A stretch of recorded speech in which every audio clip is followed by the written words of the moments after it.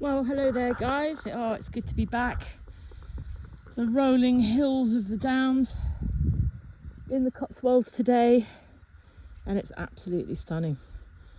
Sun is really beating down beautifully for a lovely early autumn day. I'm out in sheep pasture looking for Agaricus species and Fairy Ring Champinions, Marasmius. And lo and behold, this is my basket so far, and it's been really nice, really lovely day so far. And I've just stumbled across, so I just thought I'd start filming a lovely circle of Fairy Ring Champinions, and I'm sure you can see them there. So we're going to follow the ring, and there's all sorts of different sizes there, which is quite interesting. So we'll get them out and compare the different sizes, and you know, the different growths, and compare them all, because I always say when you're picking mushrooms it's really good to know, you know, one species in all its forms of growth, because they look very different, from very small to very big. We haven't got any on this side of the circle, but they grow in a ring, so it's sometimes hard to find half of the ring. It might be further out than you think. But going back in again, because it sort of looked like it was this shape, right? You know, just over there near my basket. It's going round in a nice big circle. Coming back, there are some over there and some right here in front of me, which is an ID feature, just the fact that it grows in a circle. It's just fantastic. They have these like nipple umbros on the top, darker in the middle. And actually we've got all ages here, which is quite a good time to stop, and just for ID purposes I'm just going to take a little one. Let's pull it out. And you know, this size, you could think it could be sort of a few different types of mushroom. Alright, so we're going to put that one down.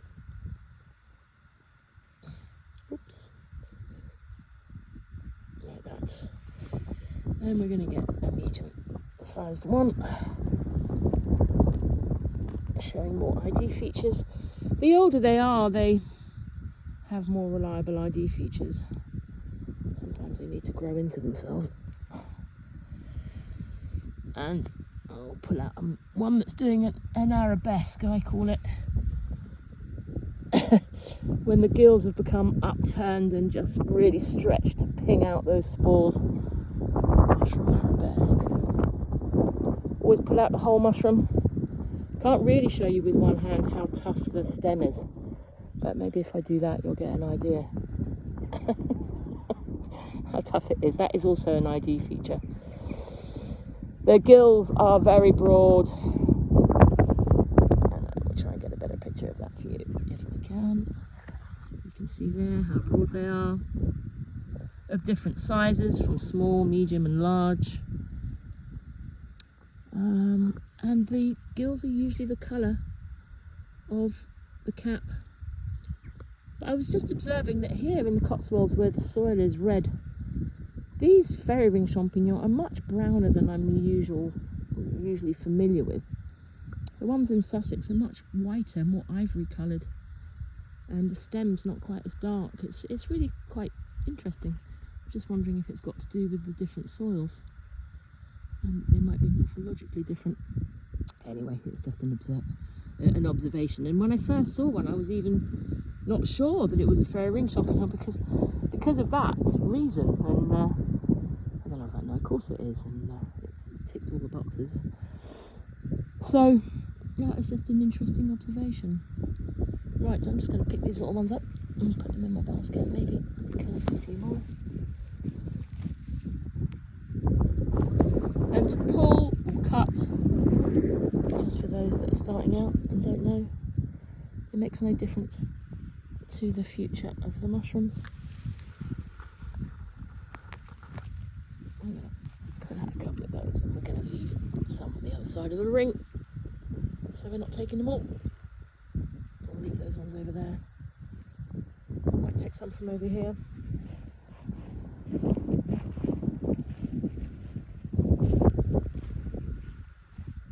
Yeah.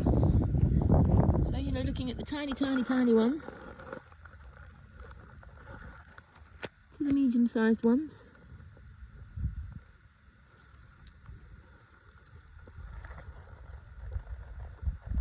There's not really one here that's completely fully grown because they do get really big. But yeah, like tiny. But they're like little hats. Little ones there as well. Yeah, they're one of my favourite mushrooms. They don't... I'm giving it an insult. I was going to say they don't look like much, but they are absolutely in my top 5. They're so good. Nutty, fried till they're golden brown. And they are so good. There's one a bit more full size.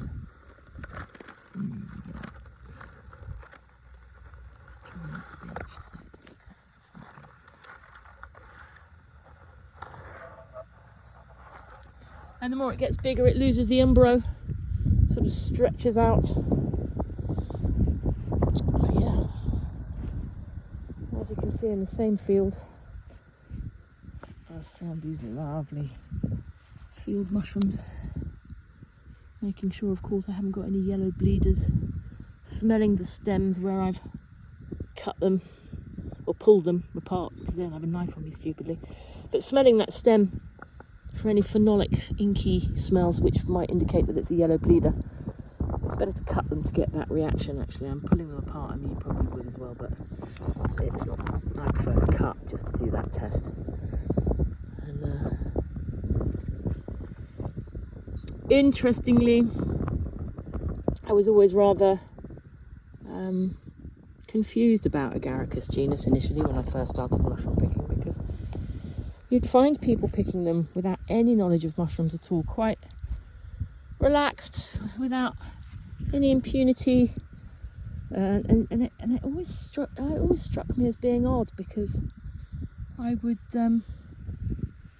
struggle with IDing some of them, and although none of them will make you, kill you or make you really ill, I mean, upset stomach and feel a bit rotten at the worst if you get a yellow bleeder, and not everybody is susceptible to that either. They're not the nicest flavoured mushrooms because they are inky and I don't like them. Even campestris, what I've got in the basket, I can still taste slight, I don't know, inky, borderline chemically connotations with this species, which they're not my favourite, I have to say.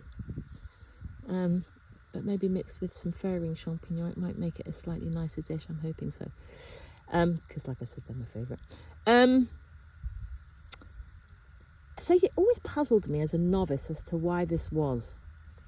How people could go out and just, without really too much care, pick field mushrooms with no knowledge. And then it puzzled me for ages, and I always struggled, not with some of the most obvious agarics, but there's quite a few species within the genus, and some are harder to determine than others. And I thought it was me just being like, I don't know, just not on it. And then I read some years later that the Agaricus genus is notoriously different to ID. These aren't Agaricus, by the way, I'm just filming while I'm talking. And so then I was instantly relieved to know that, it wasn't me, and actually there's a reason why I felt like that. It all made sense. And I just wanted to share that with you, because I'm sure that there's a lot of other people starting out that are going to have those feelings and share those confused moments as to why are people picking them without much fear or knowledge, and you're more cautious because you can't actually ID it down to the actual species, which when you're a mushroom picker is absolutely essential. Anyway, I'm going to carry on. I'm going to pick some of these Fairy Ring Champinions and put them in my basket. I can maybe do that while you're watching. That won't go on forever, because I don't want to just bore you with me picking mushrooms. I just wanted to show you what they are and how wonderful they are. Anyway, it's great to be back, so expect some more posts. I want to do this more often. I really appreciate everybody that likes my posts and follows me. I'd like to do this more often, like I said, and just share some of the knowledge that I have with you guys out there that are interested in starting to look for mushrooms. So I'm wishing you a really lovely day, or afternoon, what's left of it, and I shall see you soon. Thank you for watching.